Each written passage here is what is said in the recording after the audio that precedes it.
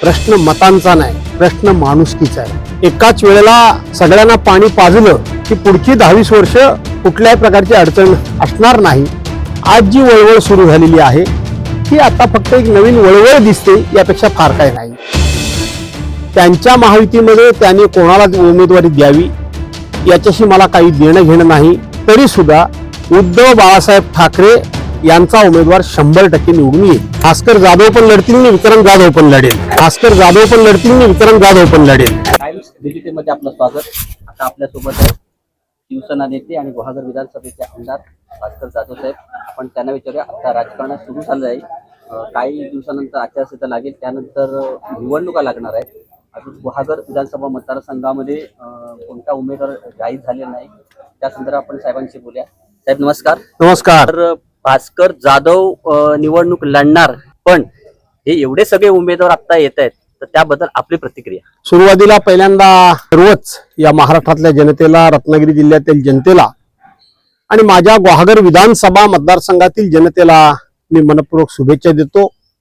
मला आठवतंय 2009 साली मी या गुहागर विधानसभा मतदारसंघातून पहिल्यांदा निवडणूक लढवली आणि त्यावेळेला माझ्या विरोधात सगळ्या पक्षाचे लोक एक उतरले होते आणि तेव्हाच मी सांगितलं होतं की बरं झालं सगळ्या पक्षाचे लोक एकाच वेळेला उतरलेत, एकाच वेळेला सगळ्यांना पाणी पाजलं की पुढची 10-20 वर्ष कुठल्याही प्रकारची अडचण असणार नाही आणि त्याप्रमाणे एकाच वेळेला सगळ्या पक्षाला इथल्या मतदारांनी, इथल्या जनतेनं पराभूत केलं आणि गेले 15 वर्षामध्ये आज जी वळवळ सुरू झालेली आहे ती वळवळ थांबली होती, ही आता फक्त एक नवीन वळवळ दिसते, यापेक्षा फार काही नाही। असं आहे की राज्यामध्ये 2 आघाड्या आहेत। एक आहे ती महाविकास आघाडी, त्या महाविकास आघाडीचे घटक आम्ही आहोत। दुसरी आहे ती महायुती, त्या महायुतीचे घटक ज्यांची तुम्ही नावं घेताय ते सगळे आहेत। त्यामुळं त्यांच्या महायुतीमार्फत कोणी निवडणूक लढवावी याचा विचार मला करण्याची आवश्यकता नाही। त्यांच्या महायुतीमध्ये त्यांनी कोणाला उमेदवारी द्यावी याच्याशी मला काही देणं घेणं नाही, किंबहुना एकमेकाच्या विरोधात उभं राहावं याच्याशी मात्र मला देणं घेणं आहे। त्यामुळं त्यांनी कोणाला उमेदवारी द्यावी याच्यावर माझी निवडणूक नाही।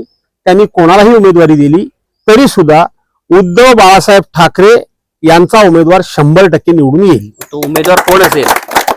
जाधव कुटुंबापैकी कोण? आमदार भास्कर जाधव?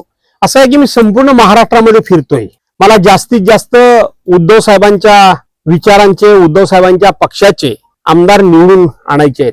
की मला एकूण 28 आमदारांचं कार्यक्षेत्र कामाकरता पूर्व विदर्भामध्ये दिलेलं आहे, 26 आमदारांचं कार्यक्षेत्र पश्चिम महाराष्ट्रामध्ये मला दिलेलं आहे। या 26 आणि 28 म्हणजे 54 आमदारांमध्ये आज उद्धव बाळासाहेब ठाकरेंचा एकही आमदार नाहीये।